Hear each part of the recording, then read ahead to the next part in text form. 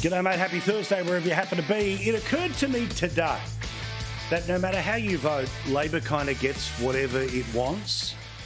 What am I talking about? I was thinking about this today about Bill Shorten back in 2019. Now, he was odds on with all of the political people, but we all know why he didn't become Prime Minister. But what were his key ideas that he took to an election that were rejected by the Australian people? Well, he was going to block the Stage 3 tax cuts. He was going to introduce new rules on negative gearing and franking credits. He also was going to place a 45% emissions target on the economy going into 2030. But we all know Australia rejected each and every one of those big ideas. Gone, see you later. Now, you would think that after they had been as soundly rejected as they were, that they would be dead, buried and cremated, like all of the things Liberal parties have to say are dead, buried and cremated every time that they lose an election. And then, of course, we got the current Prime Minister as the new leader of the Labor Party, and his path to the Prime Ministership, apart from promising serious changes when it came to cost of living, that literally everything would be cheaper under a Labor government, well, he's in fact got rid of the negative gearing policy. He backed the Stage 3 tax cuts. He said that a 45% emissions target was a mistake. And of course, Australians believing that the things they had rejected in 2019 were also going to be rejected in 2022. In part, they elected the current Prime Minister. But as we all know, this current Prime Minister, of course, was able to pretend that a 43% reduction in emissions targets was different than the 45% that was a mistake a couple of years earlier. Now, of course, the reason he was able to say he didn't have Bill Shorten's policy was because it was 2% less. And 3 years later, and apparently it was going to save you money. Reducing power prices by $275. By 2025, $275 a year. $275 a year. We'll get power prices down by $275 a year. And on top of all of this, apparently the expectation was that there would be 600,000 new jobs that would fall from the sky between now and when your power bills are apparently going down next year. Well, okay.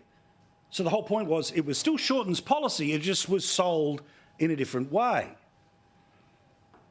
But we were told that it was the mistake in 2019 to go after the changes to the tax system, and as we know, the Prime Minister ended up changing them anyway to the Bill Shorten position. So the Bill Shorten position that we rejected on an emissions target has now been repeated by this government. Their position when it comes to changes in taxes has been introduced by the government who promised not to do so. And now, of course, negative gearing. With the conversation coming from the crossbench and the media who like to cheer these things on are that the one idea that still is waiting to come from the Bill Shorten playbook that was rejected, the Bill Shorten playbook that was referred to as a mistake, but now they're in power and they assume no one's getting them out of power, they'll just potentially introduce it anyway. And we know why. Because the current Treasurer, despite saying at the last election, no changes to negative gearing, was saying this when he was selling Bill Shorten's policy. So we know that 2 out of 3 of Bill Shorten's policies became the law of the land regardless of the fact that we rejected them. Is it going to be 3 out of 3? Well, what do you reckon the chances are that the Treasurer will be able to act on how he's always felt about negative gearing? But any housing policy that doesn't deal with negative gearing and capital gains tax is a sham. Housing affordability, which doesn't make important and considered changes to capital gains and negative gearing, has a hole in the middle of it. If you want to deal with housing affordability, you need to start with negative gearing and capital gains. And despite the fact that he is getting ready to implement what he has always believed but was rejected from the Australian people, then hid from the Australian people, what a surprise that right now is when the puffy profile pieces of Jim Chalmers, potential future leader, are starting to pop up in the newspapers, including that one over summer, remember, where he admitted to being a little bit loose when he was on the cans in Parliament, but who would ever investigate exactly what that was about? So the lesson for all of us to learn here is that regardless of how you vote, and regardless of which Labor person hates the other Labor person and then will walk away from the Labor person when they eventually become the leader, we still get the policies that we rejected at an election. So you should just remember this next time they say, absolutely, we're not going there, we've learnt our lessons from last time. No, they just wait till they get in and then they assume they're so awesome that you won't remember.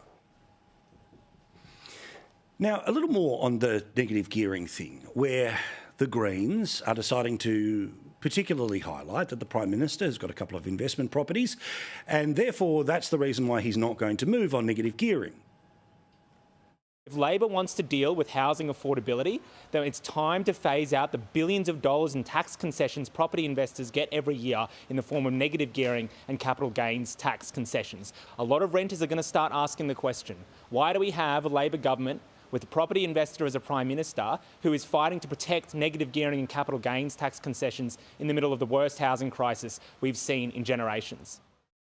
Now, all of this is to do with the politics that we have spoken of in the past, which is that the Greens, which have always been the stable source of preferences for the Labor Party, so they can say whatever they want, they'll have less vote than us, so we'll always be able to pretend we won't be that too far to the left, but we're guaranteed to get the support from the left wing when it comes to the Greens. But as the last federal election showed, that there has been a surge in the vote for the Greens in areas that mean they end up getting 1, 2 or several hundred more votes than the Labor Party, and then it's Labor preferences that get Greens elected. And also, the politics here is that currently, on most opinion polls, best case scenario, 14, maybe 15% of the vote. But 30% of Australians are renting. The Greens are desperately trying to gin up support amongst renters, that they become the party of renters. And if they can turn 15 into 16 or into 17%, well, then guess how many Labor seats start to fall to the Greens, and the Greens start to take over as the power players of Australian politics. But the last part of what that bloke just had to say just got me thinking about the property investing Prime Minister. And this was the bloke who was going to be protecting negative gearing. Well, they were very specific in the choice of that bloke to be the one who was speaking. Because when you have a look at his interests listed on the Parliament House website, he doesn't own a house. But we've had a look at all of the other Greens to tell you whether they don't just own a house, but they too are property investing politicians that presumably are using the system of negative gearing like most people who invest in property. Now, they can come out and release a financial statement or tell us that we're wrong, but the following Greens politicians have got investment properties, like this one. The member for Ryan, Elizabeth Watson-Brown. Well, she doesn't just have a house. She's got an investment property, 50% funded by her, 50% by her partner, and she's got a holiday flat, again, 50% owned by her and 50% by her partner.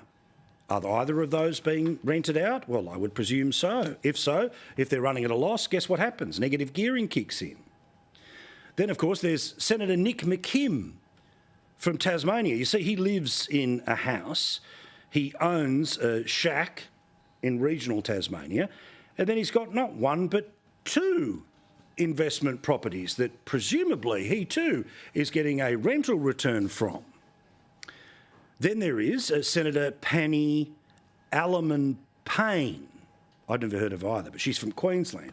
Well, guess what? She has got a house in Gladstone in Queensland, and she's got an investment property, which is her former house, that presumably is being rented out. If not, I apologise. But it's listed in her pecuniary interest as an investment, something potentially she could be renting out, and if the rent isn't as much as the mortgage, negative gearing kicks in.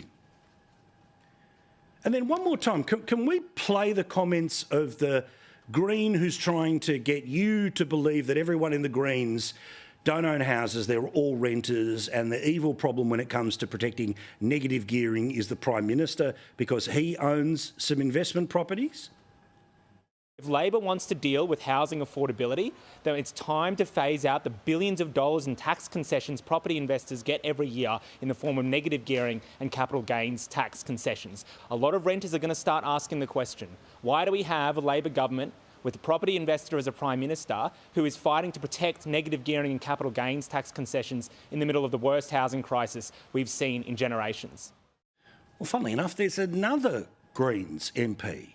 This is a senator. No doubt I'll be accused of racism for even mentioning what is freely available in the public documentation of Marine Faruqi. Remember, this was her pictured at a protest in Sydney with someone suggesting that the best place for the Jews to go was in the bin. Oh, but she deleted it, right? Well, she, of course, has a house. She has an investment property and a second investment property, one in Sydney and one in Port Macquarie. She's also got some land in Pakistan, but that's not relevant here. She has two investment properties. So my point is that the Greens are going to try to present themselves to the renters of Australia as people who are not at all involved in the scam of negative gearing. Yet, as I've just shown you, senator after senator after senator and an MP has got not one but two investment properties. Now, does this mean that these people have to sell their properties? No, but it just means you have to be slightly more honest about your position when it comes to negative gearing. Now, like any reasonable person, I think once we start getting into the taxpayer financing of 3, 4, 5 and more homes, we're in trouble. Should the tax system be able to help you with the investment property and maybe a second investment property? Sure. Because if that's the way that you're able to accumulate wealth so that at a point later in life you're able to pull all of that money, pay off your existing house, have money for your retirement, or more importantly, have money for when you start to need things like aged care, I don't have a problem. But you notice that none of the conversation about negative gearing is about that. It's just about saying the whole thing is just a dirty way of sending money to already rich people. Well, if that's the logic, they should have a look in the mirror before they try to have a go at everyone else. But would that surprise you that they don't have many of those in the Greens party room? Now, as we know, Jim Chalmers likes to tell you that the overall economy in Australia, fantastic, great, thanks to me, I'm the guy, gold star, I worked for the world's best treasurer, I'll be the world's best treasurer. And particularly one of the ways that they do this is by talking about the unemployment numbers, which, yes, are low, and they often talk about the fact that because it has a 3 in front of it, everything is awesome. It's a talking point that most governments roll out, and even their supporters from time to time will roll out, as I did in relation to the previous government. But there's a detail that's different about this government that I want to get to in a second. But here he is, the Treasurer, talking about employment numbers. More than 700,000 jobs created under the Albanese Labor government. That is far and away a record for a first-term government of any political persuasion. Good spin, right? Remember last night I spoke about the detail about there's a whole bunch of people who work in and around the machine of talking about politics, and they just want to keep it all up here at the basic level. If you can win the BS fight of the day, then you've won the politics. They believe the Australian public is too distracted or too stupid or doesn't remember what happened before, hence what I mentioned before about Bill Shorten's policies that were rejected are now the law of the land. But just in December, the last numbers that we had for the last month when it came to the economy and employment, well, they tell us the real story of what's going on. There were 106,000 people who lost a full-time job in the last month of the year. Now, this was covered up by the 41,000 people who got part-time jobs, but as we told you recently, the total number of people who were buying things from the shops in December is $800 million down on the previous year. So the whole idea that you need to have extra staff to deal with the Christmas surge, well, it didn't quite happen. And that in part is because people didn't turn up for the sales because they were buying things on the internet. But since this year has started, there have been plenty of job losses. Now, I don't know what's going to happen when the numbers come out in a couple of weeks, but remember the Godfrey's vacuum cleaner chain, 200 jobs will go. There's a packaging company that is today announcing about 2,000 jobs are going to go.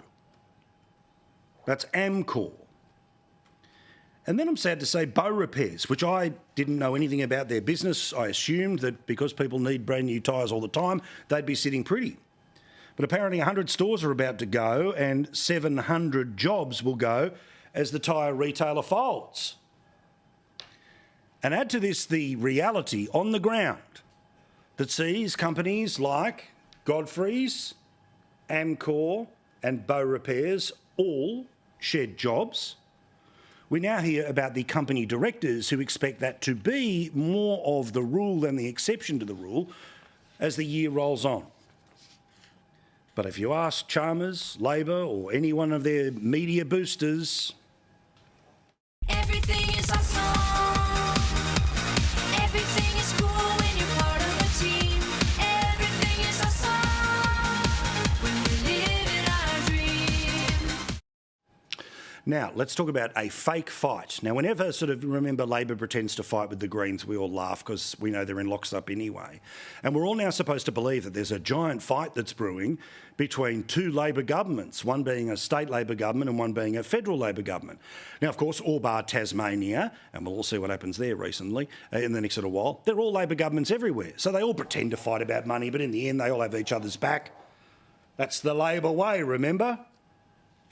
Well, the Herald Sun reports that there is one of the many funding agreements that get announced at things like those national cabinet things. Well, this most recent one looks like it may well have fallen apart, with special contributions, which were supposed to be 13.2, are now down to $11 billion. So Tim Pallas, the Treasurer in Victoria, decided to write, and I quote, an explosive letter.